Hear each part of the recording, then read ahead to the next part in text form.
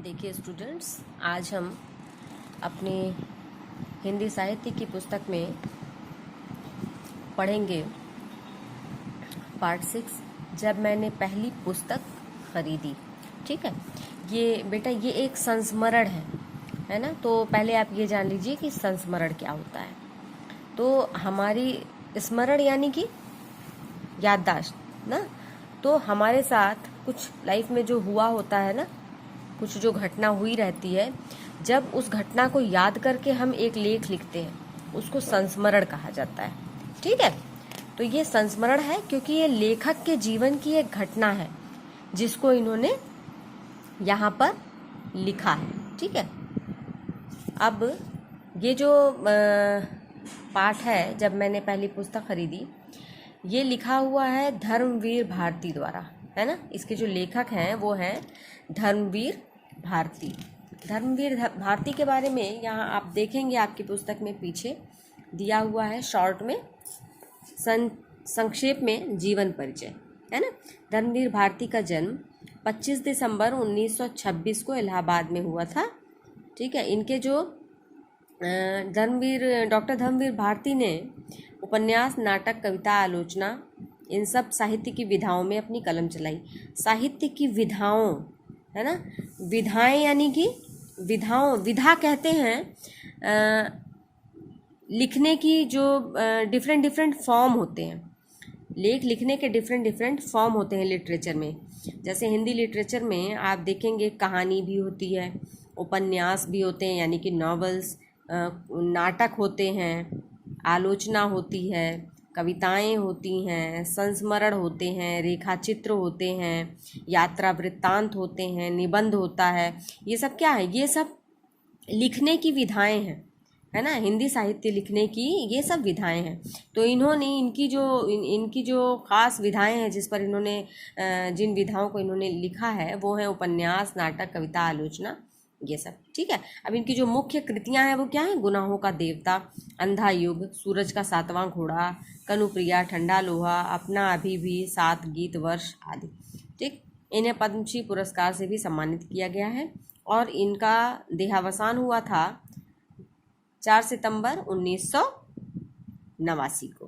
ठीक, अब हमने ये जान लिया लेखक धर्मवीर भारती जी के बारे में, संक्षेप में उनका जीवन परिचय, है ना। अब हम समझते हैं कि इस कहानी में इन्होंने क्या कहा है। ये जो संस्मरण है ये किस बारे में है?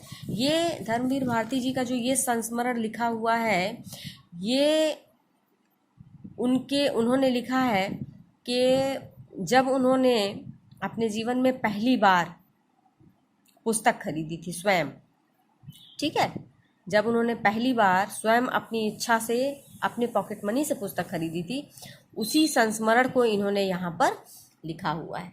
ठीक है, अब देखिए ऊपर एक नोट दिया हुआ है, प्रस्तुत संस्मरण में लेखक के पढ़ने की रुचि तथा पुस्तक के प्रति उनके प्रेम को रोचक ढंग से प्रस्तुत किया गया। तो इस पाठ में क्या बताया गया है?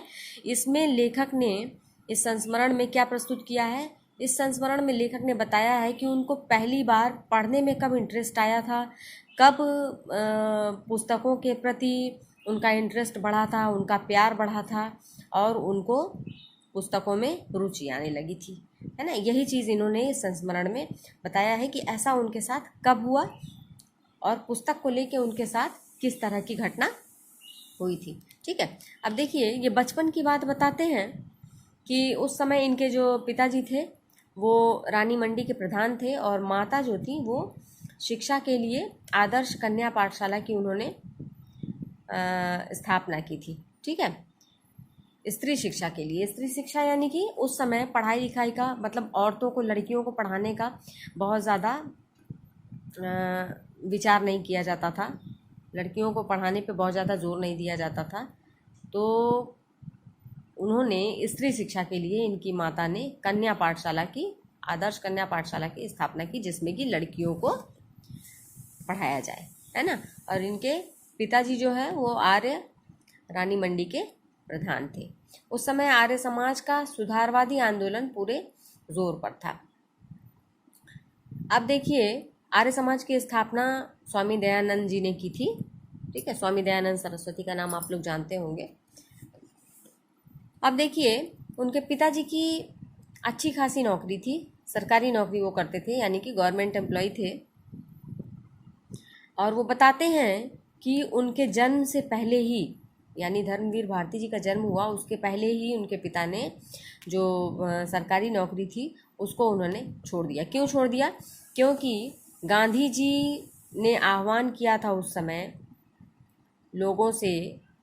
लोगों को आह्वान किया था कि अपने देश की आज़ादी में ज़्यादा से ज़्यादा जो लोग भागीदार हो सकते हैं वो भागीदार बने, क्योंकि देश की आज़ादी किसी एक व्यक्ति के बस का काम नहीं था, है ना। देश की आज़ादी के लिए देश के सभी लोगों को एकजुट होना बहुत ज़रूरी था। तो उन्होंने उस समय आज़ादी के लिए आह्वान किया था और उसी समय इनके पिताजी ने उनके आह्वान पे सरकारी नौकरी छोड़ दी। अब ये बताते हैं कि हम लोग बहुत आर्थिक कष्ट से गुजर रहे थे। जाहिर सी बात है, इन्होंने, पिता ने जिसकी नौकरी छोड़ दी, है ना, अब जो वे ऑफ इनकम था वो बंद हो गया, तो घर में पैसों की दिक्कत तो होगी ही होगी। ठीक है। अब ये बताते हैं कि बचपन से ही इनके पिताजी हमेशा ही किताबें लेकर के आते थे इनके लिए। तो इनके वहाँ किताबें पढ़ने का चलन था। पिताजी भी पढ़ते थे, माता भी पढ़ती थी, भाई वो स्कूल चलाती थी, पढ़ने की वो भी शौकीन थी। तो इनके लिए भी बचपन में ही बच्चों की जो बाल पत्रिकाएँ आती हैं ना, जिसमें बच्चों की कहानियाँ होती हैं, बच्चों के इंटरेस्ट वाली कहानियाँ होती हैं, इस तरह की कहानियों वाली जो किताबें वो आया करती थी, है ना। उनमें परियों की, राजकुमारों की, राक्षसों की, हर तरह की कहानियाँ हुआ करती थी। और वही पढ़ते पढ़ते इनके अंदर जो है इंटरेस्ट आ गया, पढ़ने के लिए रुचि आ गई इनके अंदर, क्योंकि बचपन से ही किताबें पढ़ते थे, है ना। हर समय पढ़ते ही रहते थे, कोई ना कोई इंटरेस्टिंग कहानी हमेशा सामने रहती थी, भाई हमेशा ही किताबें आती थी। तो खाते समय भी वो पढ़ते रहते थे, यानी कि खाना खाते, बहुत सारे लोगों को आपने देखा होगा खाना खाते समय भी। अब आजकल तो खाना खाते समय मोबाइल पे वीडियो देखने का ट्रेंड हो गया है, जो कि बहुत ज़्यादा अच्छा नहीं है। बुक्स पढ़ने से अच्छा तो कुछ भी नहीं है। तो उस वक्त क्या था कि खाना खाते समय भी जो लोग इंटरेस्ट लेते थे वो किताबों को पढ़ा करते थे, है ना। अब ये बताते हैं कि इनकी जो पहली प्रिय पुस्तक थी, उनकी उस समय प्रिय पुस्तक क्या थी? स्वामी दयानंद सरस्वती की जीवनी, है ना। स्वामी दयानंद सरस्वती की जीवनी जो है वो इनको इसलिए पसंद थी क्योंकि वो बहुत ही रोचक शैली में लिखे थे। शैली का मतलब होता है लिखने का तरीका, उसकी भाषा, उसके शब्द, है ना, ये सब। तो उनको वो बड़ा इंटरेस्टिंग लगता था, उसकी लिखी हुई जो शैली थी वो बड़ी रोचक लगती थी, ऊपर से अनेक चित्रों से सुसज्जित। तो कहने का मतलब है कि उसमें जो फ़ोटो वगैरह भी बनी होती थी। अब जैसे आप लोग ही हैं, बुक में जब आप किसी कहानी को पढ़ते हैं तो उस कहानी से रिलेटेड जब पिक्चर वगैरह बनी रहती है कलरफुल, तो इंटरेस्ट और ज़्यादा आता है ना, पढ़ने में मज़ा आता है पढ़ने में। इसी तरह से उनको भी वो किताब पढ़ने में बहुत अच्छी लगती थी। और उसमें जो है कुछ ऐसी घटनाएं हुआ करती थी जो जीवन को बड़ी, मतलब जीवन की रोमांचक घटनाएं हुआ करती थी, समझ रहे हैं, बहुत अट्रैक्टिव घटनाएं हुआ करती थी, वो उनको बड़ा प्रभावित करती थी, हैं। अब उसमें क्या चीज़ें थी, जैसे स्वामी दयानंद सरस्वती जी जो है वो, उनका ऐसा मानना था कि हर जगह इसकी तलाश करना कि भगवान क्या है, सत्य क्या है, समाज विरोधी, मनुष्य विरोधी मूल्य, रूढ़ियाँ, उनका खंडन करना, ये सब चीज़ के फेवर में रहते थे। स्वामी दयानंद जी जो हैं वो परंपरागत रूढ़ियों को नहीं मानते थे, यानी कि बहुत सारी जो प्रथाएं होती हैं, बहुत सारी जो रीतियाँ होती हैं, कुरीतियाँ जिसको कहा जाता है, वो इंसान का अहित ही करती हैं। लेकिन चूंकि बहुत ज़माने से वो चली आ रही हैं इसलिए सभी लोग उसको फॉलो करते रहते हैं। लेकिन स्वामी दयानंद सरस्वती जी उसका खंडन किया करते थे, है ना, उसका विरोध किया करते थे। ठीक है। और इस तरह की चीज़ें, तो इनको ये सब बहुत अच्छा लगता था, है ना, बहुत, ये भी बहुत रियलिस्टिक थे, इसलिए इनको ये सब चीज़ें बहुत अच्छी लगती थी।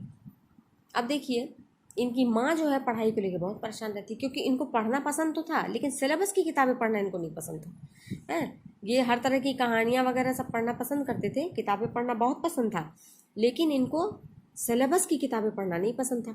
और माँ इनकी परेशान रहती थी कि ये सिलेबस की किताबें नहीं पढ़ेगा तो स्कूल में फेल हो जाएगा, जीवन में पीछे रह जाएगा, कुछ बन नहीं पाएगा, भी माँ की ये चिंता रहती थी।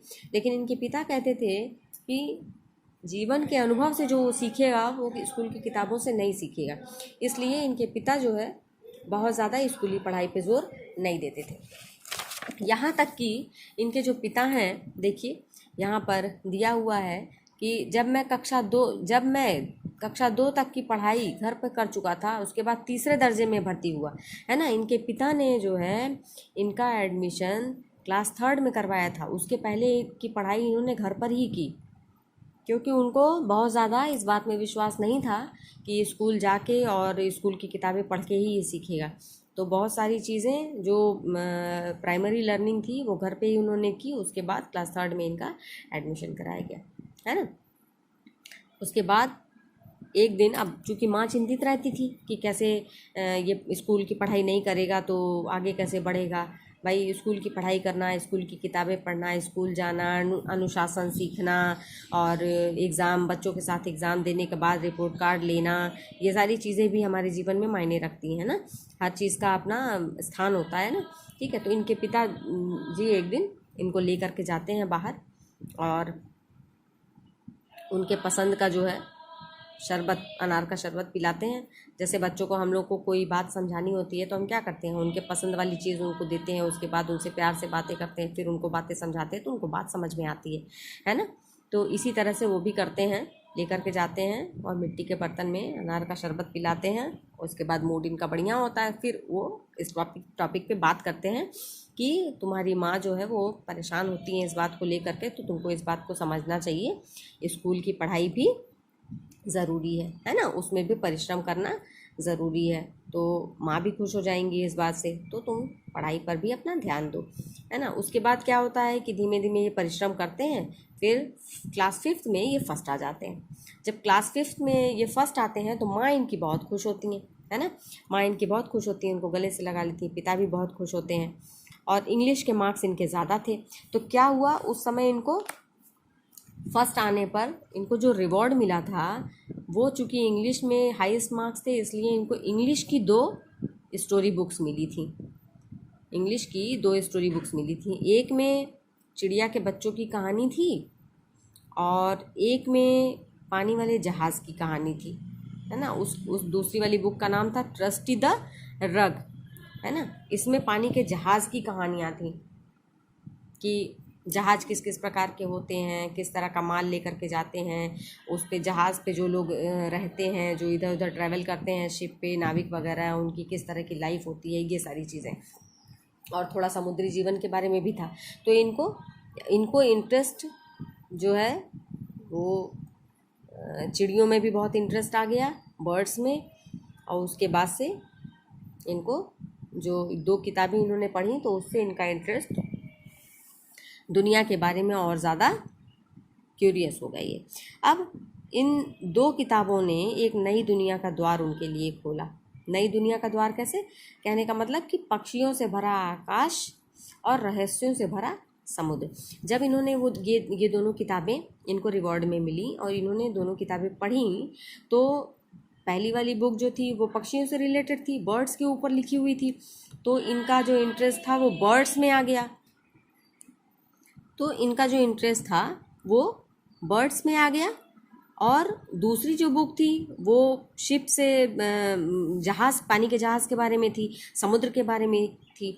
तो उनका समुद्री जीवन में भी इनका इंटरेस्ट जो है वो जाग गया, उसके बारे में भी ये बहुत क्यूरियस हो गए। इसके बाद क्या हुआ, जब इनको 2 पुस्तकें इनको इनाम में मिली, उसके बाद इनके पिता ने इनके लिए अलमारी में अलग से किताबें रखने की जगह बना दी। ठीक है, जगह बना दी और उनको बताया कि अब से ये तुम्हारा पोर्शन हो गया, अब ये तुम्हारा हिस्सा है, इसमें तुम अपनी किताबें रखा करना और इसको तुम अपनी लाइब्रेरी बना लो। उसी दिन से इनको इंटरेस्ट आ गया किताबें खरीदने में। किताबें पढ़ने में इंटरेस्ट था, फिर किताबें खरीदने में भी आ गया। इनको लगा कि अब ये मेरी लाइब्रेरी मुझे मिली है, अलमारी में एक हिस्सा मुझे मिला है, तो अब इसमें मैं नए नए तरह की इंटरेस्टिंग बुक्स ला करके रखूँगा। ठीक है, इस तरह से इनके मन में किताबें इकट्ठा करने का भी शौक़ आ गया, है ना। ये इनके बचपन का ये पहला एक्सपीरियंस था।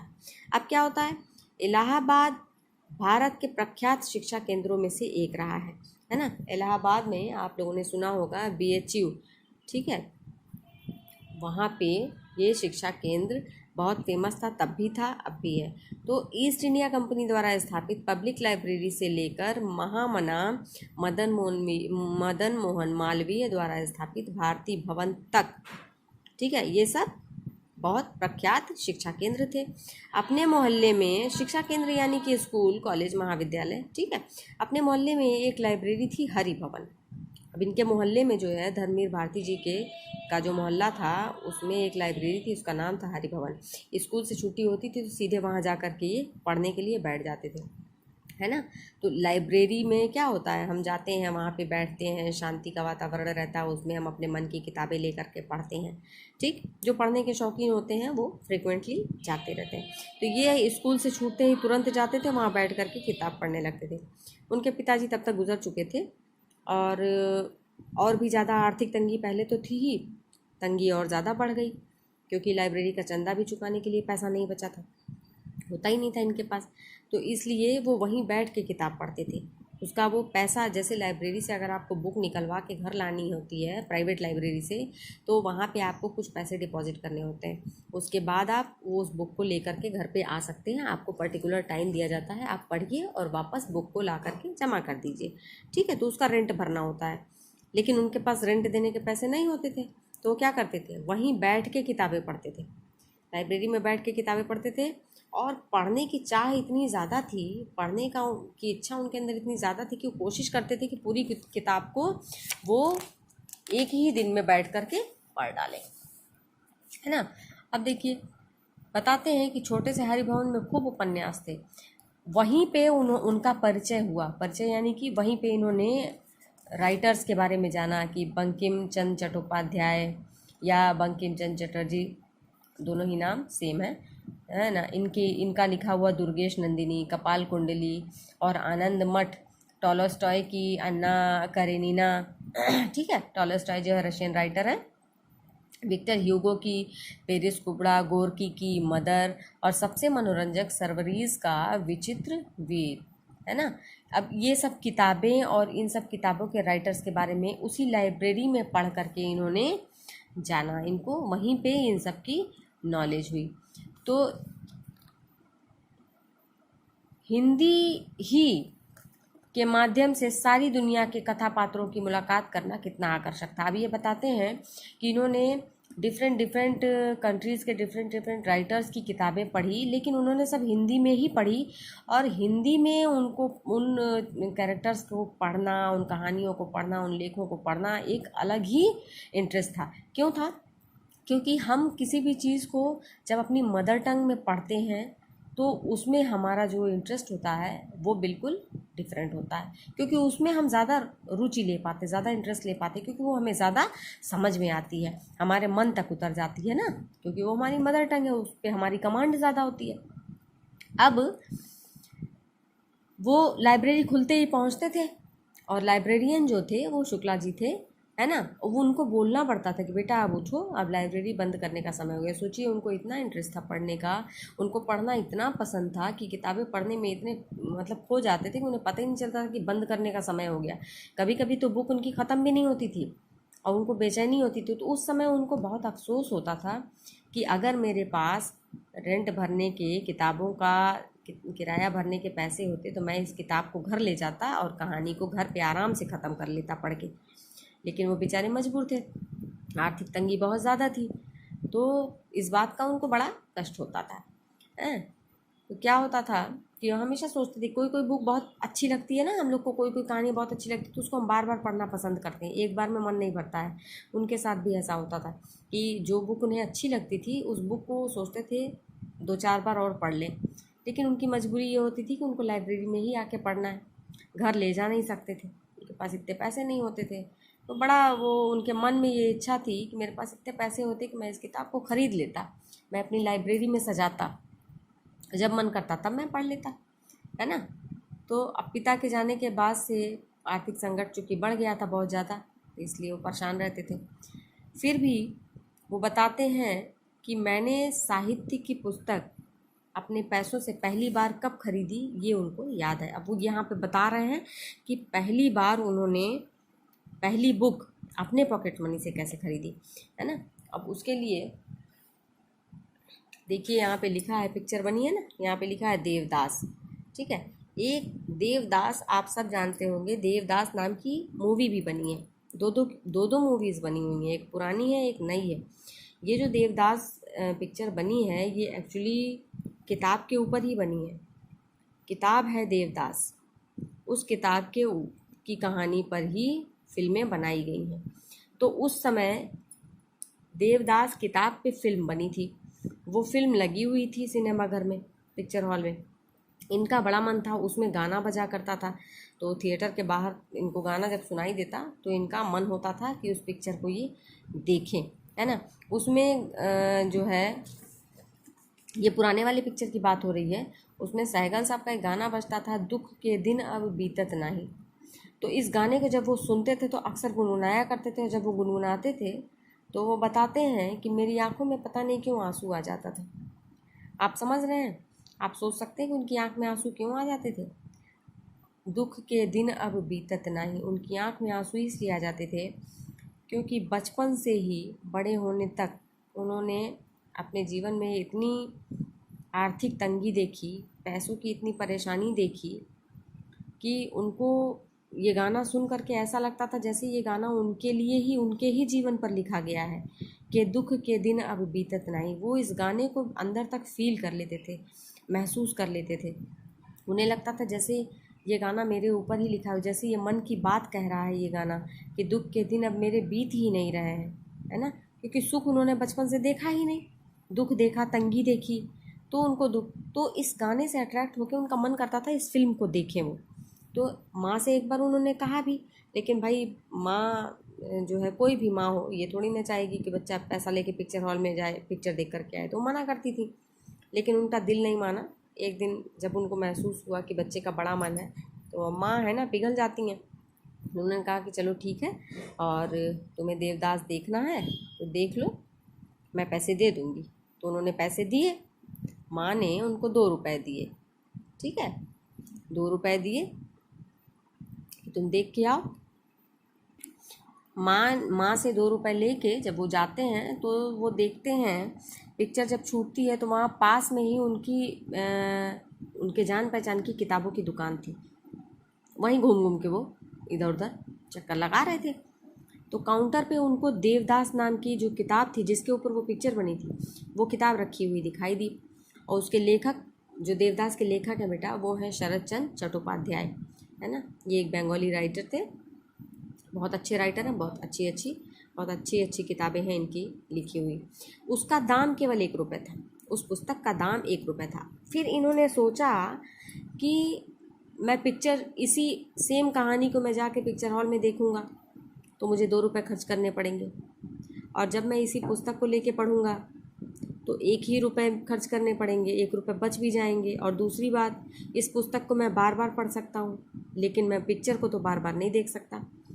तो ये सब सोच के जब वो जाते हैं तो वो जो दुकानदार थे वो कहते हैं कि तुम विद्यार्थी हो और अपनी पुस्तकें यहीं पर अपनी पुरानी पुस्तकें भी लेके आते हो मेरे पास बेचने के लिए, तुम मेरे पुराने ग्राहक हो, पुराने कस्टमर हो, तो मैं तुमसे कोई कमीशन नहीं लूँगा, है ना। क्योंकि जो बुक सेलर होते हैं या कोई भी चीज़ दुकानदार जो बेचता है उसमें उसका खुद का भी कमीशन होता है, तभी तो वो कमाता है। यानी कि जितने की चीज़ होती है उतने में ही आपको वो अगर देगा तो उसके पास क्या बचेगा, तो कुछ पैसे उसमें एक्स्ट्रा ऐड करके वो बेचते हैं। तो वो कहता है कि मैं अपना कमीशन छोड़ दे रहा हूँ, तुम्हें मैं 10 आने में ये किताब दे दूँगा। उसके बाद जो है वो सोचता है कि अब 10 आने में ही किताब मिली तो मेरे तो बहुत पैसे बच रहे हैं। ये सोच के उसने वो किताब खरीद ली, बड़ी खुशी से खरीदी, क्योंकि उनको बुक्स पढ़ना भी बहुत पसंद था। तो धर्मवीर भारती जी ने किताब खरीद ली और घर लौट करके आए, और 1 रुपया 6 आना जो बचा था वो उन्होंने अपनी माँ के हाथ पर रख दिया, और बड़े खुश थे कि उन्होंने पैसा भी बचा लिया और उनके मन की इच्छा भी पूरी हो गई। माँ भी खुश और मैं भी खुश इस बात से। अब वो माँ कहती है कि अरे तुम लौट आए, पिक्चर नहीं देखा? तो उन्होंने कहा कि नहीं माँ, पिक्चर नहीं देखा, मैं ये किताब ले आया, देखो।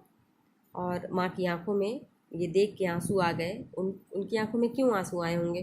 क्योंकि माँ को कितना कष्ट हुआ होगा कि आर्थिक तंगी की वजह से ये इसने पैसे भी बचाने के बारे में सोचा। जिस पिक्चर को देखने का इतना मन था उसके लिए मैंने पैसे दिए, उसमें भी इसने पैसे बचा लिए। और वो आंसू ये समझ नहीं पाए कि वो आंसू खुशी के थे या दुख के थे, लेकिन वो मेरे अपने पैसों से खरीदी मेरी अपनी निजी लाइब्रेरी की पहली किताब थी, है ना।